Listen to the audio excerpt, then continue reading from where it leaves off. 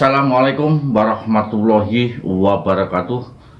Adik-adik sekalian yang berbahagia, pada pertemuan ke-12 ini kita akan membicarakan tentang ekuitas merek. Jadi kali ini kita akan berbicara bagaimana pentingnya sebuah merek agar merek itu menjadi sebuah identitas yang sangat penting di dalam sebuah perdagangan. Jadi ini sangat penting sekali, dan mudah-mudahan adik-adik sekalian nanti memahami apa itu pentingnya sebuah merek. Oke, kita mulai. Untuk yang pertama yang saya sampaikan adalah apa itu pentingnya merek. Jadi dalam manajemen pemasaran ini merek itu sangat penting sekali, dan mudah-mudahan ini sebagai identitas ketika nanti kamu menjadi seorang marketing atau seorang pengelola perusahaan, maka bisa bagaimana pentingnya sebuah merek di dalam ilmu marketing atau manajemen pemasaran. Oke, apa sih itu pentingnya merek? Nah, ini kita mulai ya, bahwa inti merek yang berhasil adalah, jadi ini sebuah produk ya dan jasa yang hebat, didukung oleh perencanaan yang seksama, sejumlah komitmen jangka panjang, dan pemasaran yang dirancang dan dijalankan secara kreatif. Jadi merek ini sebuah rancangan jangka panjang ya. Kemudian kita lanjutkan. Nah, nama adalah, karena merek ini adalah nama, maka istilah, tanda ya, lambang atau desain atau kombinasi yang dimaksud untuk mengidentifikasi ya barang dan jasa salah satu penjual atau kelompok penjual, dan mendiferensikan mereka dari para pesaing. Ini menurut American Marketing Association. Nah, kita coba sedikit memberi contoh agar nanti kedepannya kita lebih mudah menjelaskan bahwasanya merek ini dirancang sebagai identitas ya, karena di dalam merek itu ada logo ya. Jadi kalau di dalam lokal saja, kalau di lokal saja ya, ini kita bicara nama sebuah toko. Ketika ada nama toko, kemudian nama itu terkenal dengan barang-barang berkualitas tinggi, maka Anda sudah tidak ragu lagi ketika beli di toko ini, akan tidak ragu lagi. Nah, begitu pentingnya merek.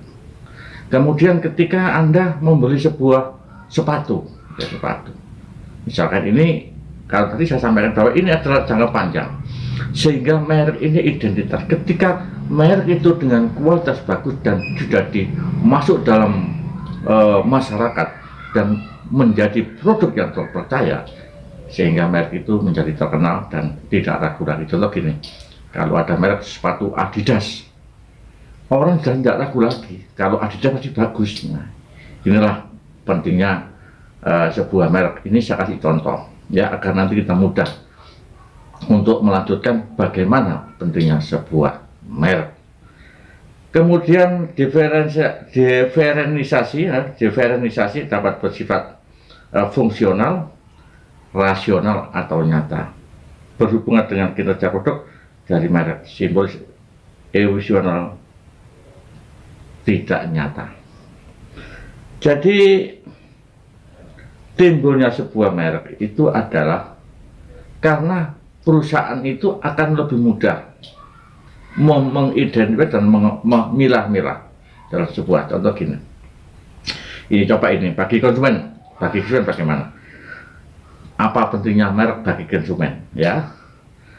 Bagi konsumen, merek adalah mengidentifikasi sumber dan memungkinkan konsumen menuntut tanggung jawab atas kinerja.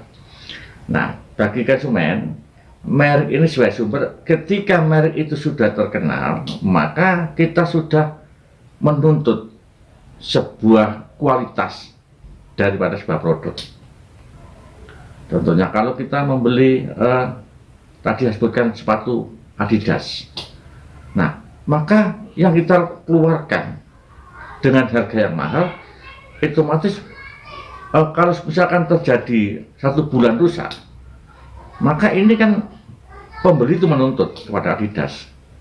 Kok Adidas yang menurut rumornya merek yang bagus kok ini rusak? Nah, ini yang dimaksud bagi pembeli itu menuntut tanggung jawab sebuah perusahaan.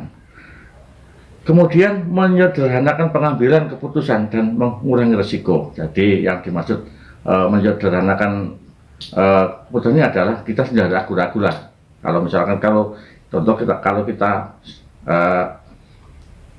air mineral.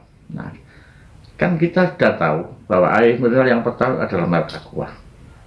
Nah, sehingga yang lainnya itu juga walaupun mereknya yang lain, layarnya macam-macam, ada merek A, B, C, D dan sebagainya, pasti beli Aqua.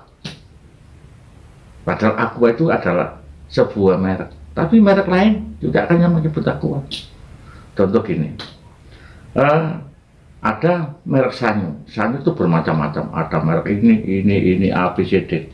Tapi orang bilang beliau Sanyo, padahal Sanyo itu sebuah merek yang terkenal. Nah, sehingga ini menjadi sebagai memudahkan sebuah keputusan. Itu ya yang dimaksud. Jadi itulah bahwa merek itu sangat penting, sehingga ketika jangka panjang kalau kita beli merek beli pompa air itu, namanya pompa air itu mesti beli Sanyo. Nah, padahal di situ ada Philips, ada lain sebagainya ya. Nah, kemudian bagi perusahaan menyederhanakan penanganan dan penelusuran produk. Nah, itu saya maksud. Jadi mudah untuk diingat oleh konsumen, membantu mengatur dan mencatat persediaan dan akuntansi. Nah, ini juga kalau satu perusahaan dengan seperti Unilever itu kan ada Rinso, ada Oxoden, ada mana, itu kan memudahkan dalam pembukuan, sehingga kalau nomor perkiraan A1 itu misalkan sabun, A2 itu Rinso, A3 itu, nah itulah. Kemudian perlindungan hukum untuk fitur atau aspek unik produk. Jadi merek ini ada sebuah hak cipta ya, sehingga nggak bisa kita misalkan saya tiba-tiba membuat merek sama dengan orang lain, ya kita akan bermasalah karena ini merek adalah hak cipta kalau sudah didaftarkan kepada pihak yang berwenang. Mengamankan keunggulan kompetitif ya, jadi mengamankan keunggulan kompetitif artinya yang tadi saya sebutkan ya, bahwa setiap orang itu ketika perusahaannya punya merek dan sudah terkenal, maka dalam jangka panjang bisa menjaga. Hanya merek itu sudah terkenal, maka konsumen tidak perlu ragu-ragu di dalam memilih, sehingga secara kompetitif perusahaan itu tinggal menunggu konsumen ya, karena apa? Mereknya sudah terkenal. Kemudian ruang lingkup penetapan merek. Nah, ini ruang lingkupnya.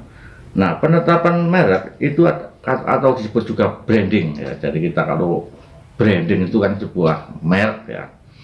Kegiatan satu memberikan kekuatan merek kepada produk dan jasa, menciptakan perbedaan antar produk kepada konsumen. Jadi yang jelas merek itu ada merek Oxoden, ada Ritaden, ada dan sebagainya itu adalah untuk membedakan. Kemudian menjelaskan siapa produk tersebut ya. Siapa yang memproduksi Honda, siapa yang memproduksi Yamaha. Nah, itu merek. Kemudian membantu konsumen mengatur pengetahuan tentang produk sehingga mengambil keputusan pembelian. Itu yang saya sebut tadi. Oke, kita sudah yakin, maka kita akan mengambil produk. Agar dapat tercipta konsumen harus diyakinkan ada perbedaan, berarti pengadaan merek sering berhubungan dengan atribusi manfaat, kemudian sarana yang tidak terhubung langsung dengan produk secara emosional. Jadi memang begitu pentingnya ya. Jadi adik sekalian yang berbahagia, kita misalkan tadi saya sebutkan, kita mau beli begitu pintunya merek. Apakah kalau kamu misalkan beli sikat gigi, ya kan di situ ada merek macam-macam. Tapi ada sikat gigi yang berkualitas. Kamu pakai odol apa? Ada Pepsodent, ada Rotaden, Ritaden dan sebagainya. Itulah pentingnya sebuah merek. Kemudian mendefinisikan ekuitas merek. Kita coba untuk ekuitas merek. Karena tadi sudah disampaikan bahwa hari ini tema kita adalah ekuitas merek. Adalah nilai tambah yang diberikan kepada produk dan jasa. Ekuitas merek dapat tercermin dalam cara konsumen berpikir, merasa dan bertindak dalam hubungannya dengan merek dan juga harga, pangsa pasar, probabilitas dan diberikan merek bagi perusahaan. Ekuitas merek berbasis pelanggan, ya, juga pengetahuan merek. Tantangan membangun ekuitas merek memastikan konsumen memiliki jenis pengalaman yang tepat untuk menciptakan pengetahuan merek. Ada sekarang yang berbahagia. Jadi beberapa karena waktunya kita singkat, ya, kita dengan durasi 10 menit saya harus menjelaskan sebegitu padat. Maka sehingga saya memberikan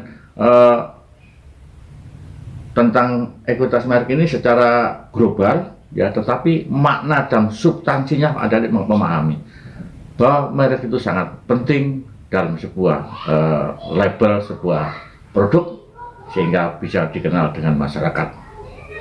Ketika ada produk yang terkenal, maka tentu yang namanya pesaing itu akan menuntut di belakangnya. Nah, ini bonceng, ya, seperti yang tadi saya sebutkan. Dulu ketika itu hanya kita merek itu yang pernah adalah Aqua, ya, air mineral Aqua. Tapi ada merek sekarang Cleo, apalagi dan macam-macam. Tapi ketika kita menyuruh orang berangkat, belilah Aqua, padahal yang dibeli bukan merek Aqua. Nah, ini yang di belakang ini membonceng sebuah merek yang terkenal, tetapi bukan hanya bonceng sebuah ternama saja, nama yang terkenal, sehingga sebutan air mineral itu Aqua, tetapi mereknya bermacam-macam. Jadi itulah yang dapat saya sampaikan. Mudah-mudahan substansi yang Pak Samsul sampaikan ini mengena bahwa begitu pentingnya merek itu dalam sebuah label nama produk perusahaan. Saya kira itu yang dapat saya sampaikan. Terima kasih. Saya kira wassalamualaikum warahmatullahi wabarakatuh. Terima kasih.